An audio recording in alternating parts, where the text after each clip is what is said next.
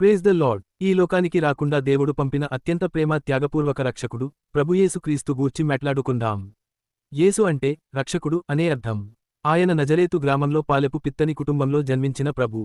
దేవుని ప్రియ కుమారుడు అని బైబిల్ చెప్తుంది. ఆయన బాప్తిస్మం పొందినప్పుడు ఆకాశం నుండి ఇతడే నా ప్రియ కుమారుడు అనే స్వరం వినబడింది.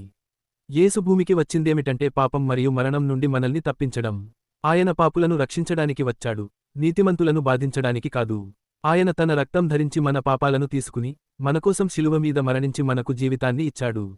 యేసు కొండమీది ప్రసంగంలో సరళమైన మాటల్లో ఈ ప్రపంచంలో నిజమైన సంతోషం, శాంతి ఎలా సాధించాలో తెలిపాడు. ఓదార్పు కలిగినవారు, నీతికోసం ఆకాంక్షించేవారు, దయతో జీవించేవారే ధన్యులు లాంటి మాటలతో ఆయన ఎవరినైనా లోకం కింద పడిన వారిని పైకి తీసుకురావడానికి ప్రయత్నించాడు.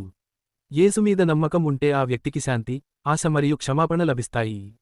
పాపం మన జీవితంలో నీడగా ఉంటే యేసు అదే నీడను తెరిచి మనల్ని పవిత్రపరచే వెలుగుగా మారుతాడు.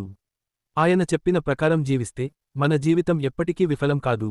అందుకే యేసు పేరుతో మాట్లాడకండి, కాని ఆయన ఉదాహరణ ప్రకారం జీవించండి.